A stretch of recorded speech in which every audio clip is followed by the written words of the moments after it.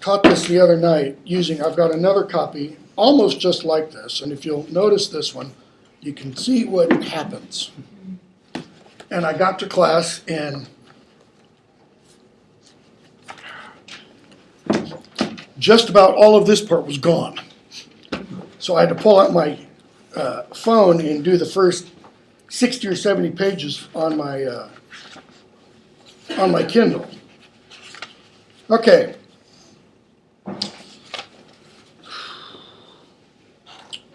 Book begins with Harry's birthday. Notice how book 2 began. Harry's birthday, what was it titled? His worst birthday, or the worst birthday, something like that. How is this birthday compared with his previous birthday? Better than that one. It's much better. Why? Because Dobby's not interfering. Okay, Dobby's not interfering. Why else? Because he's hearing from his friends. He's hearing from his friends. He gets, a package from Ron. He gets a package from Hermione. He gets a package from Hagrid. What does he discover about Ron in his message from Ron? That he's won, his dad won a competition, and they went to Egypt to see his brother. Yeah, his dad won, a 700 galleon prize, I think it was. And so they went to Egypt to see Bill, okay, who works as a Gringotts code breaker, charm breaker in Egypt. Okay, and there's a picture of the Weasleys. Pyramids in the background, Ron's in front, Scabbers is sitting in his pocket with his little paws hanging out front. Okay, Ron also tells him Percy said, boy, he got the letter last week. Okay. Then he gets page 11, he opens Hermione's package. Okay. Hermione sends him a book about proper care and keeping of, your broom and such. Okay. He opens Hagrid's Monster Book of Monsters. Right up Hagrid's alley, right? Okay. Only thing is, this is, seemingly a man-eating book. Okay, because it tries to bite you. Then he also has McGonagall's letter, okay, with Hogsmeade permission slip. Next chapter, Aunt Marge's big mistake. Okay, the Hogsmeade permission slip is allowed to allow third years to go off to Hogsmeade on certain days of the year, certain weekends of the year. They have to get, however, a parent's or guardian's signature.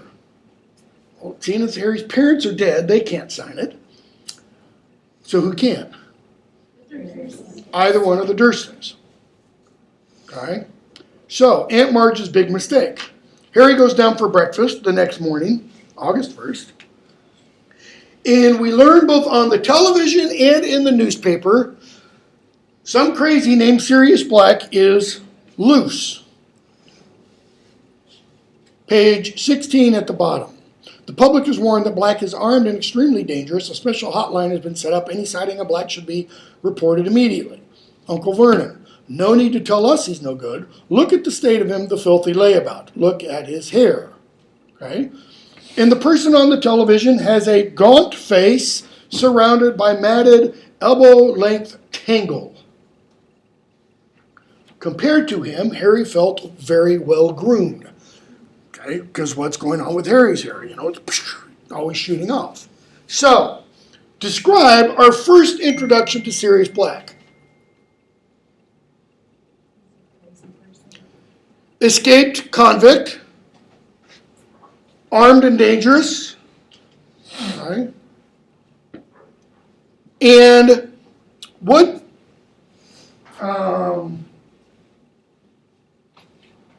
point does Vernon's comment about him serve? To show that he's abnormal and not what their specific normal is. He who? Antecedent. Serious. Sirius, okay. Sirius is abnormal compared to Vernon. What does Vernon's comment say? No point, what?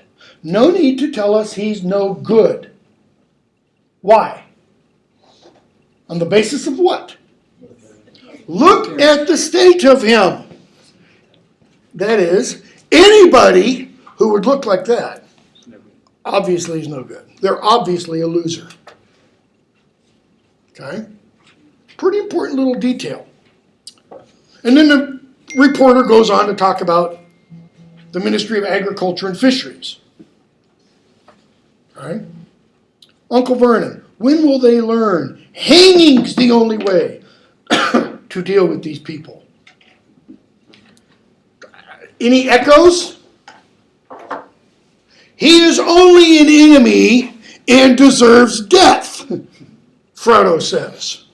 Aunt Petunia, very true. As she does what? Peers through the next door neighbor's runner beans. Why? Is she trying to look at the beans themselves? She's trying to look through the beans that are growing up, either poles or strings, to do what? Spy on her neighbors. Isn't spying bad? I mean, it's kind of the whole basis for Rand Paul's campaign. The NSA, bad, you know.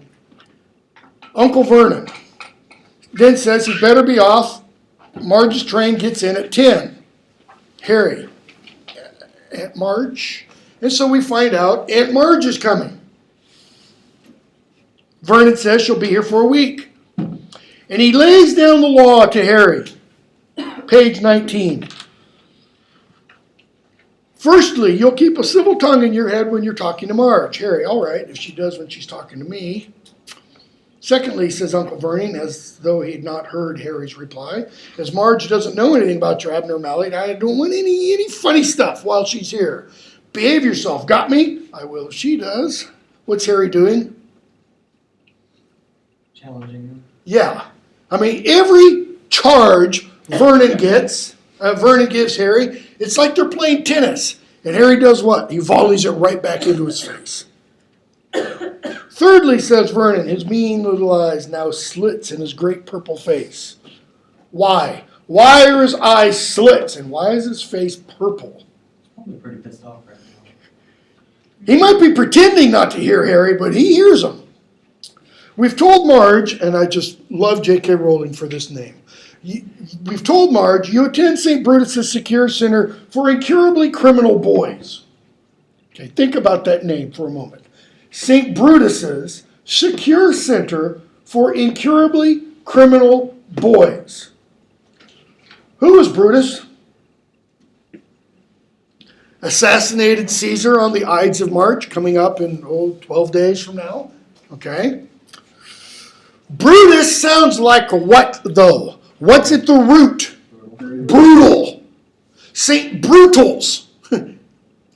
What kind of center is it? It's secure. What kind of does that imply?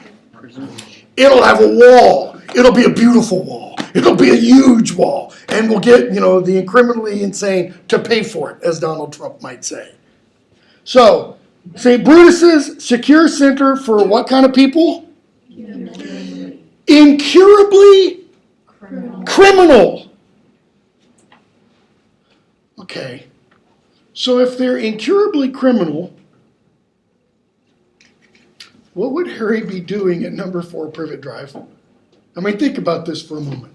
If somebody is incurably criminal, do you really want them outside?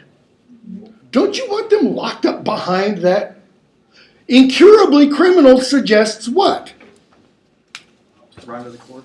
Bingo. Rotten to the core. Bad blood. There's nothing good about this person, and there's nothing that could be good about this person. Harry, what? And you'll be sticking to that story, boy, or there'll be trouble. Okay? So,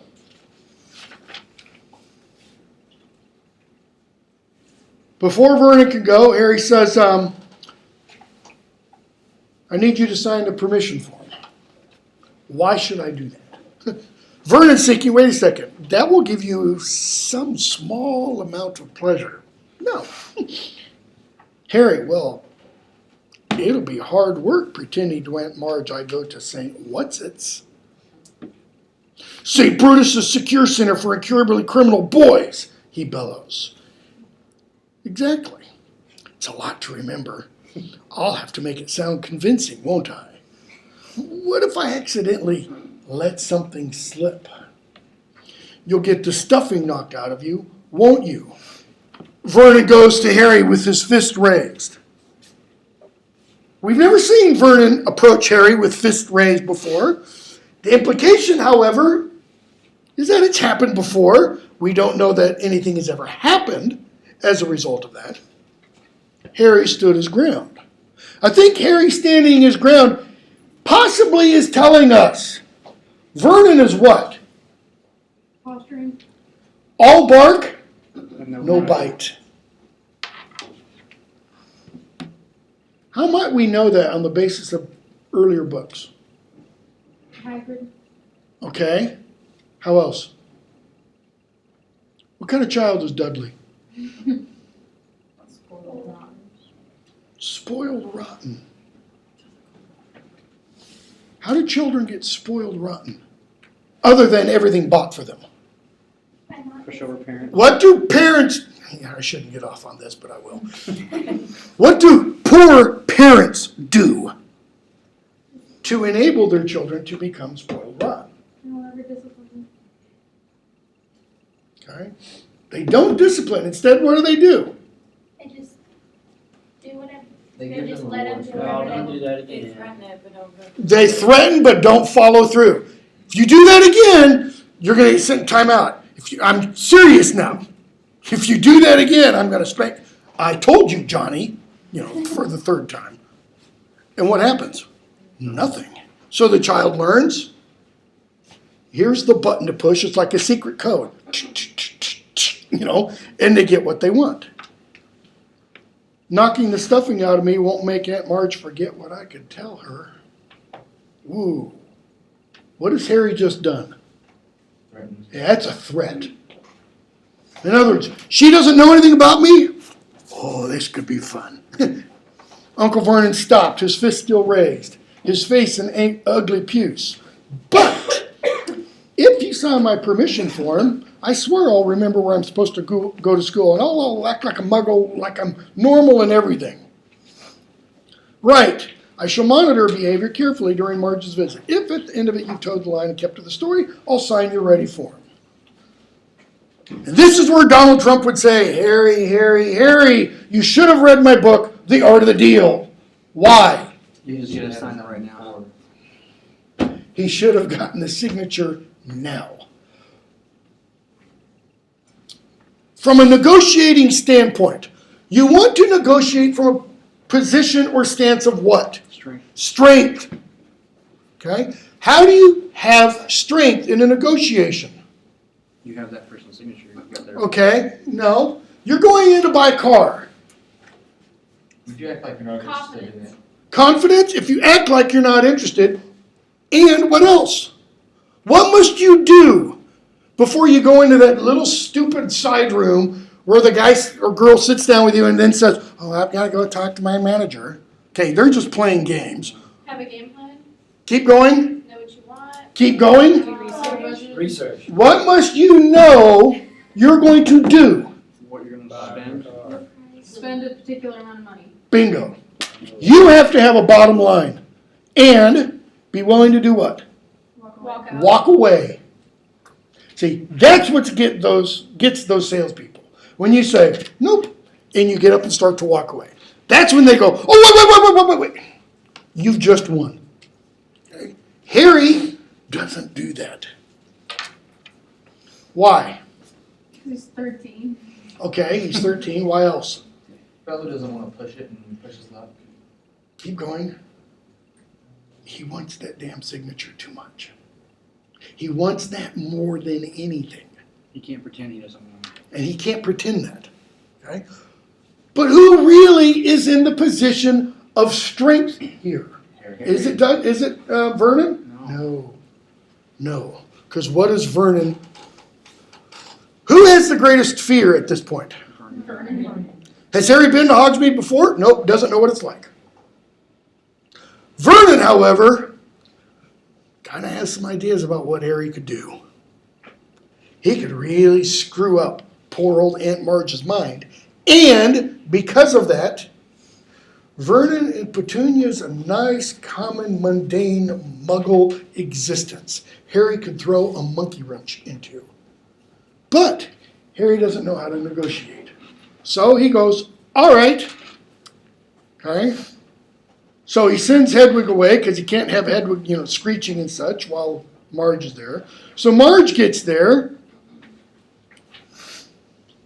And we see her ask for Dudley, page 22. Where's my nephew Pooh? He sounds like a Pekingese, And Dudley, notice, comes waddling down the hall, his blonde hair plastered flat to his fat head, a bow tie just visible under his many chins. Aunt Marge gives the suitcase to Harry. Okay. They sit down for tea, and she looks at Harry, page 23. So, still here, are you? Yes. It's like, where do you expect me to be? Living under a bridge in London? I mean, yes. Don't you say yes in that ungrateful tone. Damn good of Vernon and Petunia to keep you. Wouldn't have done it myself. First instance of swearing in the novels. Okay, what age is Harry? 13. I think this is something that Rowling is kind of keying to her readers. Okay, if you're 13, you're able to hear the word damn. Right? Wouldn't have done it myself. You'd have gone straight to an orphanage if you'd been dumped on my doorstep. Harry's thinking, yeah, I'd rather be in an orphanage. Kind of interesting because later on he's going to meet somebody who was dumped on an orphanage. And he's kind of going to feel a little pity for that person. Don't you smirk at me. I can see you haven't improved since I last saw you. Hope school would knock some manners into you. And so she asks Vernon, where is it he goes? St. Brutus's. First-rate institution for hopeless cases. If he's hopeless, why is he here? I see.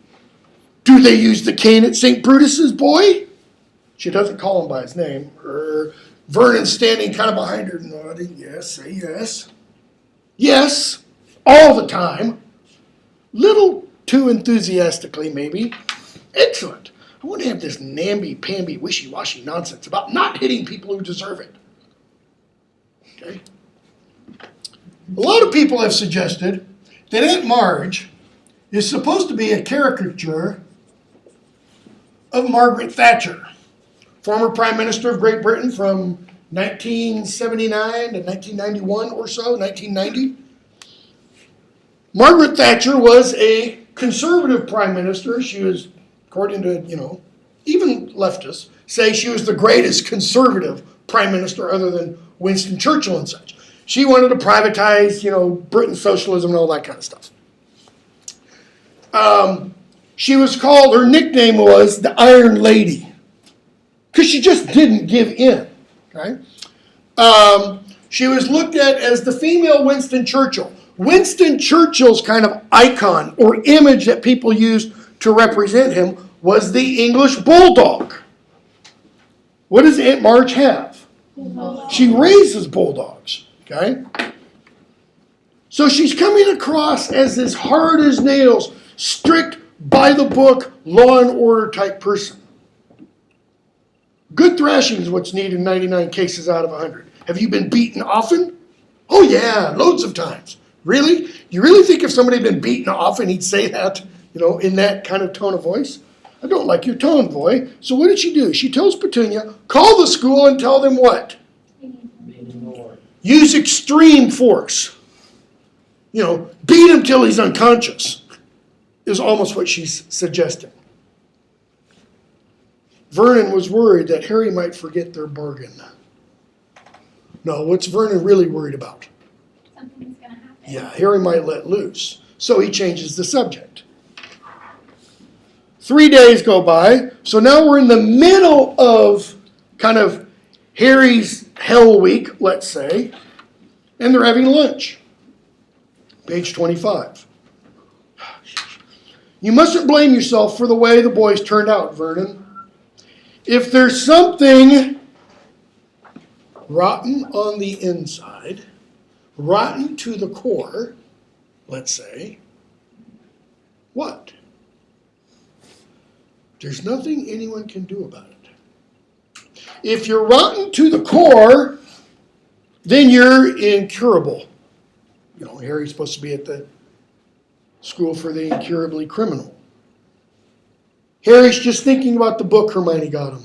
Remember the form, think about Hogsmeade, don't say anything, don't rise. She reaches for a glass of wine. It's one of the basic rules of breeding. You see it all the time with dogs. If there's something wrong with the bitch, there'll be something wrong with the pup. And her wine goblet bursts. Why? Because she insulted his mom. Okay, because she alluded that Harry's mother was a bitch. She's using the right term in terms of animal breeding, dog breeding. But she's using it as a metaphor for Harry and his mother. Okay? Notice, Harry assumes he breaks the goblet. He goes out and he's thinking, haven't done anything like that in a long time. But what does Aunt Marge say? She broke the glass. She's a strong grip. Same thing happened last week. She has a strong grip. How strong a grip? It takes a very strong grip to break a wine goblet because of what's called the tensile strength of that glass. Okay? Really strong grip. But she'd done it just the previous week.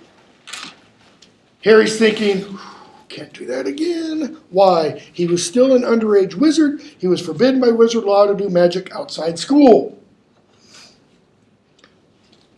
But in the previous book, we were told Fred did magic outside school before he even started school. Okay? But then with Fred, like, if you think about when they were at the Quidditch World Cup and, like, that little kid that was out in front of the tent poking the slug until it exploded, like, I think it would be the same kind of deal because he was, like, a wizard. Somebody raised in one of my classes, it might have been this one, that, you know, with wizarding families, it's up to the parents to inform the Ministry of Magic that somebody has done magic outside of school, or before school, you could say. I still think that's a lame excuse, okay, for this. Anyways, it's now the night before she leaves. Harry's made it through 6 days, let's say, okay? They're having a big dinner, big fancy dinner. They've eaten a lot. They've drunk a lot. How do we know? Because Vernon has uncorked, we're told, several bottles of wine. Page 26 at the bottom. How many is several? Okay, 1 is not several. More than 3. Yeah, 2 is not several. 3 would be a few. So we're talking 4 or more. Why do they uncork 4 or more bottles of wine? Are they merely tasting different varieties? Let's have a rosé, let's have a cabernet, let's have a, you know. No. It's because they're finishing them. So, they've uncorked and finished several bottles of wine, and now Uncle Vernon brings out a bottle of brandy, which is even stronger than wine. And he says, "Can I tempt you, Marge?" "Just a small one, then." As Vernon starts to pour a little bit of brandy into her snifter, probably like a finger's worth. You measure it by finger width. And she sits there and does this. Little bit more, little more. That's the ticket. When she's probably at 3 fingers. Dudley, meanwhile, is eating his 4th slice of pie. If you cut your pie like you do at Shea Sherman, that means he's just eaten half the pie. Aunt Petunia's drinking her coffee like this, showing what? She's a lady and she has manners, okay? Harry wants to go up to his room and Vernon's eyes tell him, "Nope, you're stuck here, kid." And what does Aunt Marge do? Smacking her lips. Sign of good manners? No. Putting the empty brandy glass back down. She's not just sipping. Okay, you don't guzzle brandy. But that's what she's done.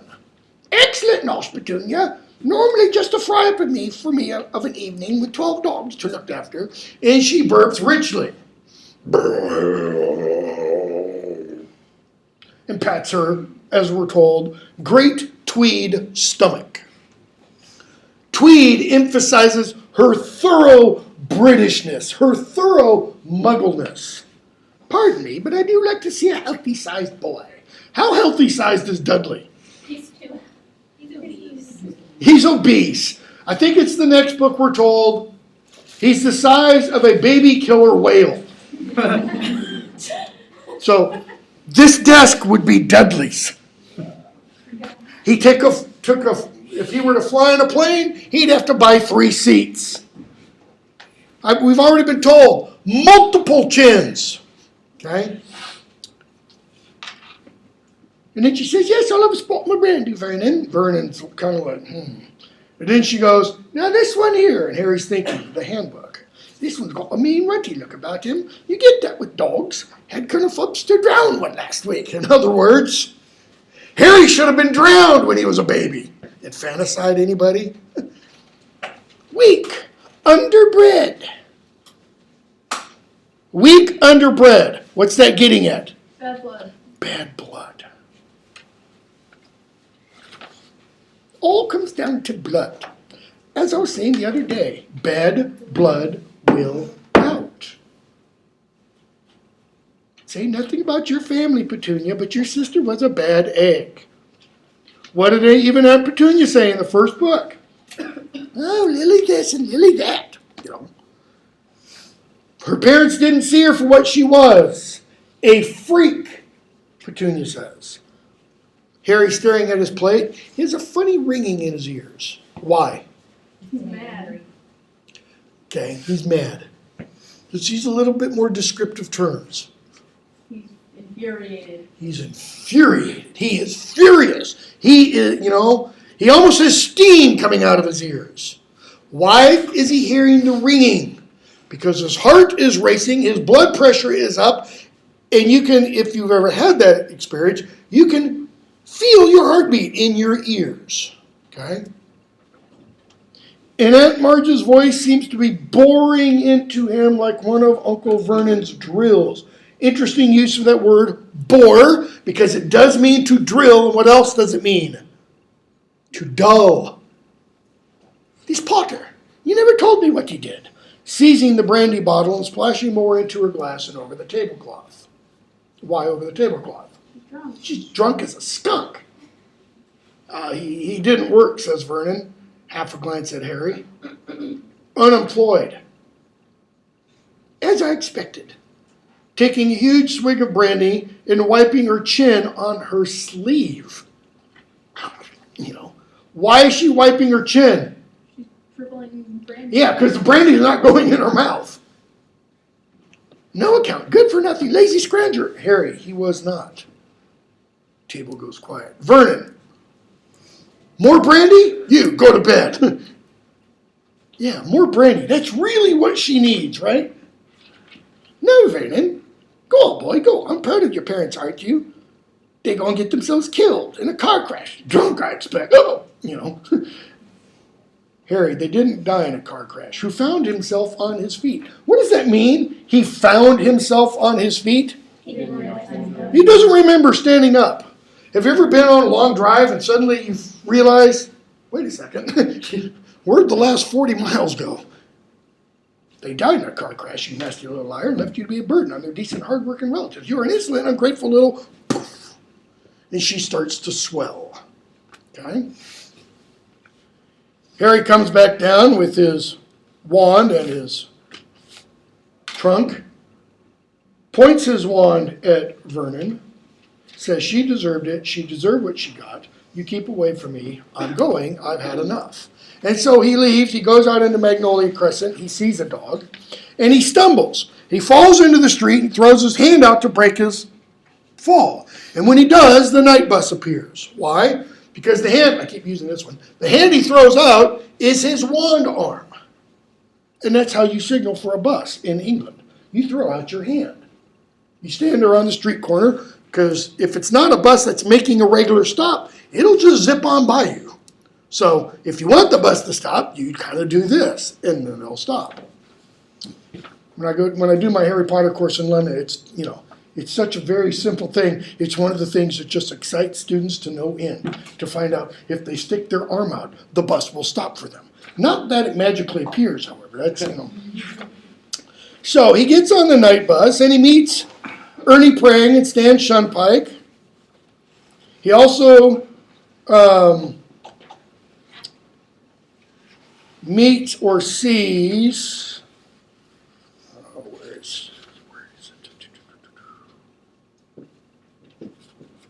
I want to say it's Neville's grandmother, but I can't find the spot. He reads about Sirius Black and he learns. Okay? He learns about what Sirius Black did. That Sirius Black apparently killed a bunch of muggles and a wizard and then just stood there laughing. So Harry tells them he wants to go to the Leaky Cauldron. And he gets to the Leaky Cauldron. He's told them he's Neville Longbottom. And Cornelius Fudge is waiting for him. And they're going to put Harry up at the Leaky Cauldron, page 45. And Harry's like, what? Time out. Hold on. What about my punishment? Punishment? I broke the law. Oh, my dear boy, we're not going to punish you for that. And Harry's like, whoa, last year I got a letter and everything for something I didn't do. Okay? Circumstances change, Harry. We have to take into account in the present climate. Surely you don't want to be expelled. Okay, circumstances change, the present climate. What's the present climate? Sirius Black is loose. He escaped from Azkaban, something that's never been done before. Circumstances change. What does he mean? That Harry would have been in more danger had he been expelled than to be in the safety of Hogwarts. Okay, possibly. What else? The whole wizarding world's changing. Their main focus is trying to get serious. Main focus is trying to get serious. Would not have been necessary for him to use underage magic to protect himself. Okay, possibly. Well, not there, though. Because, Fudge tells him, we sent a team to your house and your aunt's memory has been modified. Think about that for a moment. They modify Aunt Marge's memory. Do they do that with her permission or without it? Without. Is that like anything? Okay. Like anything else? You're doing violence on somebody without their... Like back in the Cold War, they capture an American prisoner, they try to warp his mind. Okay, possibly. Yeah, according to the Manchurian Candidate kind of thesis. It's kind of like mental rape. Mental rape. You're taking something from somebody that is theirs. She might not want it. That is, memories of being, and floating. Okay? Whose memories do they not modify? Any of the Dursleys. Why not? Because They're not a danger about the magical world. They're not a danger? to the wizarding world. Well, I don't think Marge is either, but Okay. So, Harry now, when he does go back, what are the Dursleys going to think of him? he's dangerous. Yeah. Not this one. It's It's to odd. Harry's Okay. benefit. Louder? It's to Harry's benefit. Could be to Harry's benefit because they realize, don't push him. Okay. What are the circumstances change? What does he mean by circumstances? And it's not that Sirius is out. Laws. What is he doing? He's going over the laws that he himself enforces, but he's going above and beyond because Well, it's not that he's going above. What's he doing to the law? he's breaking it. He's saying it doesn't matter. He's saying the law is malleable. I can bend it and alter it as I need what? According to the situation. Wow. Isn't that dangerous? Because if you can make the law mean whatever you want it to mean, when you want it to mean it, what does that mean about the society that is governed by those laws? Dictatorship. It's not really there. Louder? Dictatorship. Yeah, that's what it could lead to. Either there are laws or there are not laws. Because if laws can mean simply whatever the person in power wants them to mean, then they don't mean anything. Okay? This is going to be interesting because you're going to see this kind of notion play out in some of the other books. Okay? So, Harry gets to stay there as long as he stays at Hogwarts over Christmas and Easter holidays. Notice, not winter and spring break. J.K. Rowling uses. She says Christmas and Easter, not winter and spring. I always thought that was kind of interesting. So, he gets to stay there for the next 3 weeks. Punishment? No. This is what for Harry? Right. This is like heaven. This is like paradise. He gets to stay at the Leaky Cauldron. He can pop in and out of Diagon Alley as much as he wants. Florian Fortescue, Mr. Baskin and Robbins himself, or Ben and Jerry himself, is going to provide him as much ice cream as he wants. Why? Because he's Harry Potter. And keep going. God just told him to look out. No. He told everybody to look out for Harry. No. It's more business for him if they see Harry sitting there. It's like a living, breathing advertisement. Harry Potter eats ice cream here. Okay? So, we go through the Leaky Cauldron. Harry, he always keeps going into the Diagon Alley. He goes to the broom place and just drools over the new firebolt. Ron and Hermione show up, eventually. And Ron's rat's not looking so good, so they go and take him to the rat shop and get some, stuff for him. Hermione gets a cat named Crookshanks. The Weasleys are there. The final night before they take the Hogwarts Express, Harry overhears Mr. and Mrs. Weasley. He's not really eavesdropping, but he kind of is. Not as much as Sam was. And he overhears them talking about Sirius Black. And he hears that Sirius Black is out to get Harry. That's why the Ministry of Magic is providing cars for them to get to King's Cross. Okay? Because the Leaky Cauldron is nowhere near King's Cross. I mean, if I were to pull up a map for you, Charing Cross Road kind of goes like this, and the Leaky Cauldron is on Charing Cross. It's a major road. You've got the theatre district in London kind of over here. You've got the National Gallery of Art over here. Buckingham Palace is way over here. King's Cross is way up here.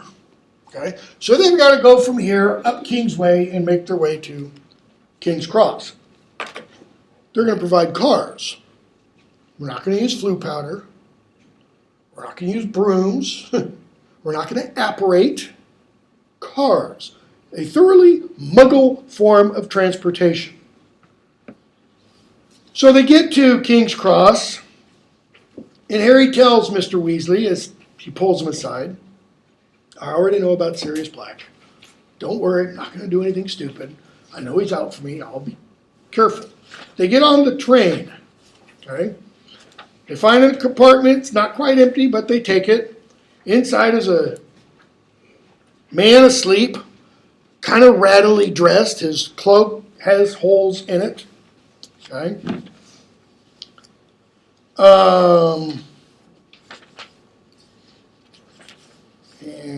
hold on, where do I pick up? Malfoy and Crabbe and Goyle come in and then leave when they see there's a professor in there. And page 81, the train grinds to a halt. Gets cold, lights go out. Page 83. The door slides open slowly before Lupin can reach it. And a figure comes in. Cloaked figure towered to the ceiling. Its face was completely hidden beneath its hood. Harry's eyes darted downward. What he saw made his stomach contract. A hand protruding from the cloak, glistening, grayish, slimy-looking, scabbed, like something dead that had decayed in water. But he sees that only for a split second and he passes out. Okay? Passes out. When he wakes up, lights are back on. Everybody's there. Lupin's handing out chocolate. Harry asks, did anybody else fall off their seat and pass out? And nobody did. What does Neville do after that? He goes and tells everybody up and down the train, Harry Potter passed out. Why does he do that? I've always wondered. I think I know the reason, but I'm not positive. Because it wasn't him this time. Keep going. And he's the one who always like embarrasses himself or something. Everything happens to him and not Harry. And this time it was Harry. Harry Potter passed out, but I didn't. Okay? So that when Harry sees Malfoy, when they get off the carriages, is it true, Potter? You actually passed out? Is Longbottom telling the truth? So that becomes, a little point of contention, another point of contention between Harry and Malfoy. Okay? So Harry has to go up to McGonagall's office and then to Madame Pomfrey, and Harry tells them, page 90, Professor Lupin gave me chocolate. He gave it to all of us. Madame Pomfrey, did he now? So we finally got a defense against the dark arts teacher who knows his remedies. Is it just that he knows his remedies? What are we going to find out about Lupin? Okay, he's a werewolf. He's really good at what he does. He's a good defense against the dark arts teacher. Okay? What was Lupin doing before he came back to Hogwarts? Do we know? Do we know what occupied his time? Did she ever tell? Well, we find a little bit out in book 5. Not about what he was doing immediately before he comes back, but we find out in book 5, actually into book 4, he's part of the original Order of the Phoenix. Okay? But between the death of Harry's parents, let's say, and this book, Like, that would suck. Because, like, one of his friends dies and the other one goes to Azkaban and, like, he's all by himself. That would be awesome. and he's probably literally all by himself. We don't know what happens to him. His appearance might give us a little indication. Probably just terrorizes villages once a month. Or goes off into the forest and, Because we know he was, like, spending time with some of the other werewolves, like, during his second time in the Order. But I don't know about before that. we know he was spending time with the other werewolves. Boy, that's interesting sounding.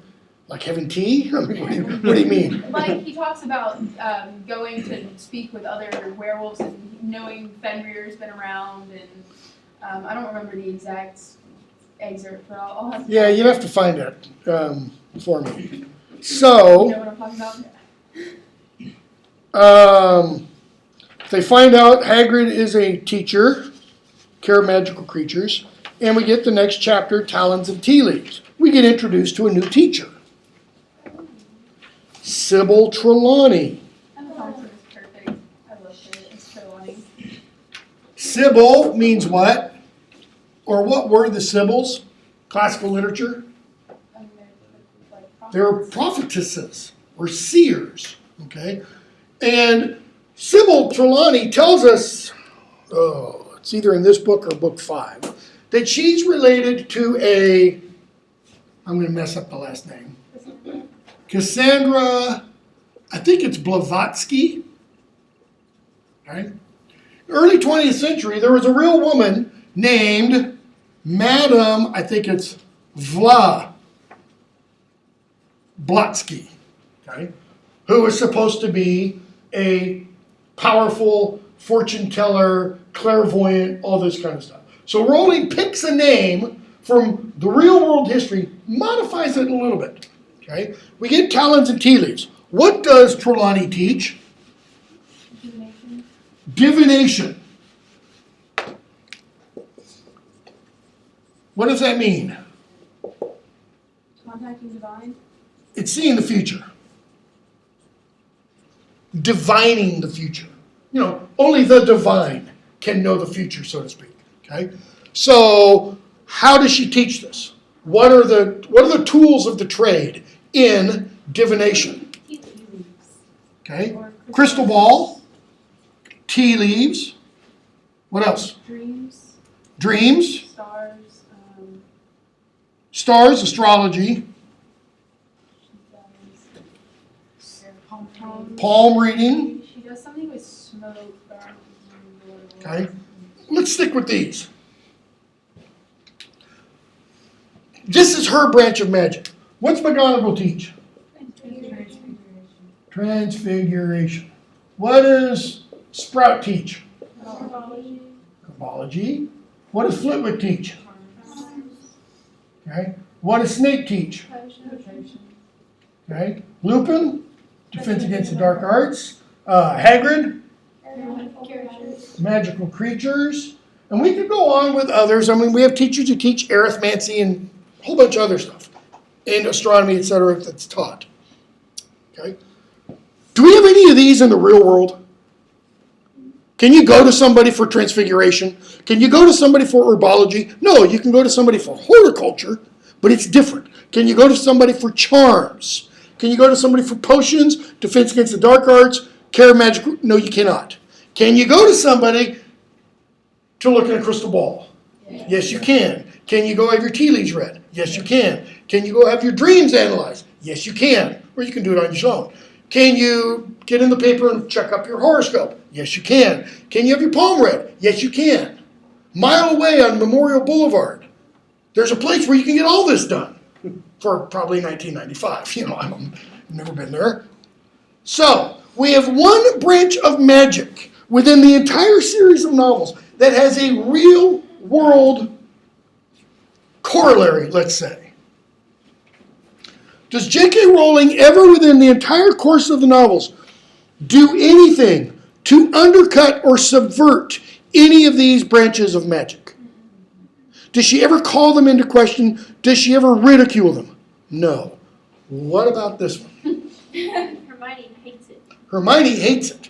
Dumbledore is going to say, I can't remember, book 5 I think it is. If he had his druthers, they wouldn't even teach divination. McGonagall says it's fake. McGonagall says it's fake, and we're going to see that at the Christmas feast. When McGonagall, they're all sitting down for the Christmas feast. Sybil Trelawney comes down and she goes, "Oh, I dare not. There will be 13. And everybody knows if 13 sit down to eat, the first one that gets up will be no more." And McGonagall says dryly, "I think we'll chance it, Sybil." In other words, shut up and sit down. Okay? What does she do? First day of class. She predicts somebody. One of you will leave our company forever. Meaning Someone's gonna die. somebody's going to die. And what do we find out? She's been predicting that for how long? Every year since she's been. Every year since she's been teaching there. How long has she been teaching there? Since Harry. Since the year Harry was born. Since the year Harry was born. So maybe she's predicting the Defense Against the Dark Arts teachers? But she's been predicting the death of a student, not a teacher. And how many students have died in those 13 years? One. No. I thought it was one. No, it was 50 before years that. ago. Never Oh, mind. She- yeah. Moni Myrtle was long before her. Long before her. Yeah. Okay? No students have died in the last 13 years. Okay? So, what does Hermione think of her? Fraud. She's a fraud. Why? What does Trelawney say about Hermione? Partially here, but partially later. She doesn't have the, yeah. She doesn't have the inner eye, Yeah, that one. the seeing eye. Why not? Because she's book orientated and not. Her soul is as dry as the pages of the books to which she so desperately cleaves. Pretty much. It's one of my But favorite somebody things. else is going to say later, somebody else is also going to say later, somebody I think that we are meant to respect in a weird kind of way, is going to say that Hermione has a closed mind. Xenophilius Lovegood says this about her. Okay? And we'll see what he means by that when we get to that part. Okay, so go on to, let's see here. They go on to Hagrid's first teaching lesson. Hagrid has Buckbeak out. He figures, this is cool, man. Flesh-eating, creature. And we see Harry and Buckbeak get along very well. Why? He respects. Louder? Harry's polite. Harry's polite. He respects. Harry respects Buckbeak. Harry shows deference and respect to Buckbeak. What has Hagrid said? They're noble creatures. Okay? How does Malfoy treat Buckbeak? Disrespectful. How does Malfoy treat anybody not Malfoy? As their inferior. Okay? So what does Buckbeak do? Bites him. Chapter 7. I'm trying to go quickly. Boggart in the wardrobe. They now have their first class with Lupin. Okay? And Lupin takes them into the staff room. He doesn't take them into his dungeon. Okay? They go in the staff room. Snape's in there. Snape says, "Be careful along bottom." Notice, what's he doing to Neville? Pointing them out. Tearing him down. And Lupin says, "Actually, I was going to have Neville help me on this one." He said, "Okay, it's your own life." So he's got the boggart. And he asks questions about the boggart, and Hermione answers them all very well. And boggarts, by the way, are not something J.K. Rowling creates. They're part of Celtic mythology. Okay? What do boggarts do? They shapeshift, but when they come into your presence, they take the shape of the thing you fear the most. Okay? So, Lupin says, "Let's start with you, Neville." Why? Why Neville? I don't know. It's almost like Lupin is going to take Neville aside and work on building his confidence. Let's go back to the intervening, let's say, 12 years or so. Or even farther back than that. Based upon what we know of books 5, 6, and 7, does Lupin know Neville's parents? Rephrase. Did he know Neville's parents? Yes, he did. And so when he looks at Neville, I think he probably looks at Frank Longbottom. And probably is thinking, this is not Frank Longbottom's son. I need to help him. Become Frank's mom. Or use the language Dumbledore used at the end of book 2. Excuse me. Getting ahead of myself. The language Dumbledore uses at the end of this book to describe Harry and his father. Harry, I'm going to jump to the very end. Harry thinks he sees what when he looks across the lake when they're about to get devoured by the Dementors? Thinks he sees his father. He tells Dumbledore, "I thought I saw my dad, but it's really stupid because Dad's dead, and maybe I'm losing it." And Dumbledore says, "Prongs really did ride again last night. And Harry, maybe you did see your father. You saw him where? In you." It's a pretty important little line. Because where does James kind of exist now? You could say maybe his soul exists out there, but the other part of him is in his son. Anyways, back to where we were. Lupin does the thing with the boggart, and so everybody gets a chance. Okay, think about this for a moment. You're a teacher, you work with a group of colleagues, and you tell a student, take another teacher and put that teacher in a dress. A teacher who is not a transvestite and does not normally wear a dress, or a woman. What might that other teacher think when word reaches his ears? He'd be pissed. Yeah, he might be a little annoyed by that. So, everybody gets a chance at the boggart except for 2 people. Harry and Hermione. Harry wonders why. He thinks, Lupin believes, Harry's too weak because of what happened on the train. Okay? And he asks Lupin about it. I'm going to skip a bit.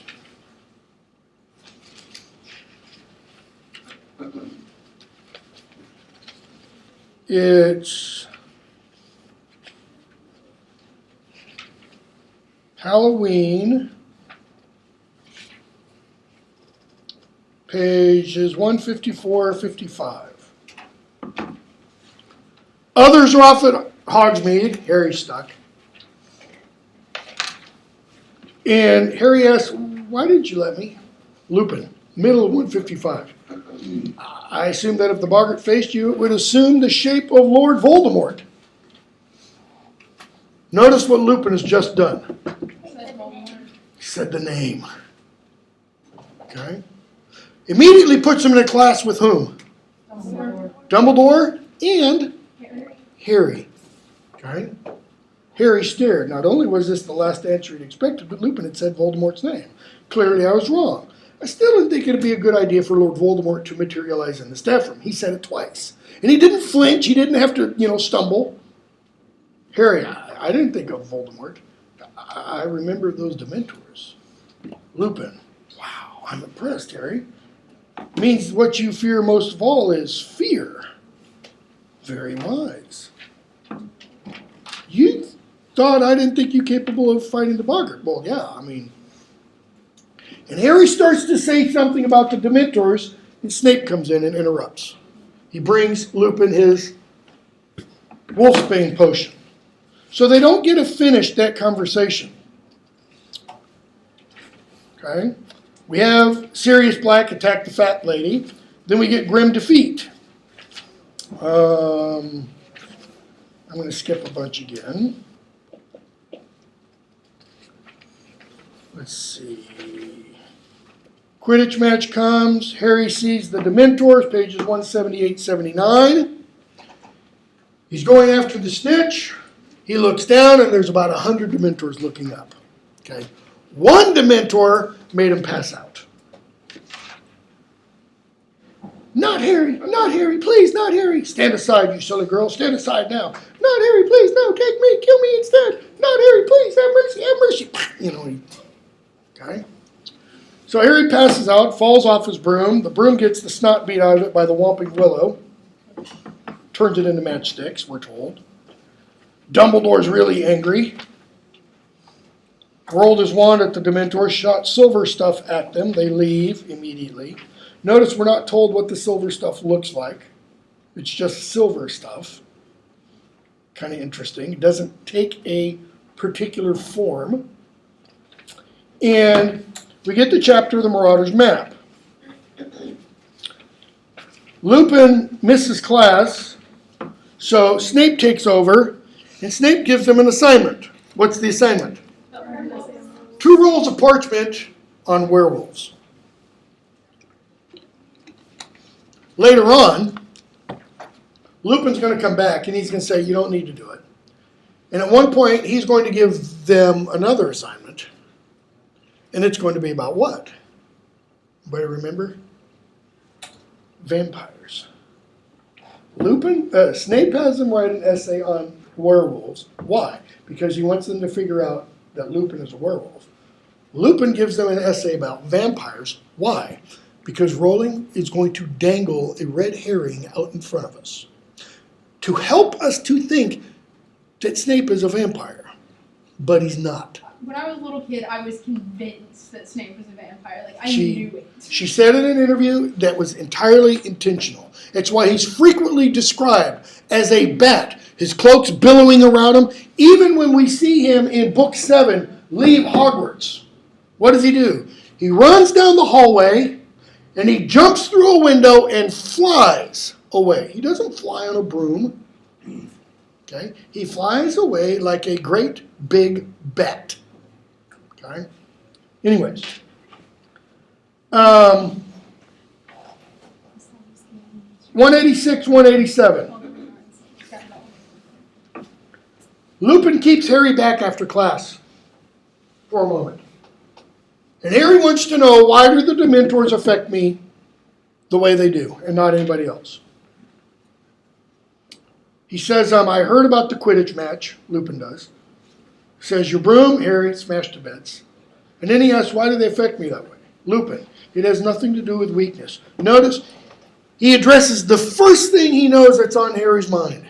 Harry thinks he's weak. The Dementors affect you worse than the others because there are horrors in your past that the others don't have. And he gives this long description.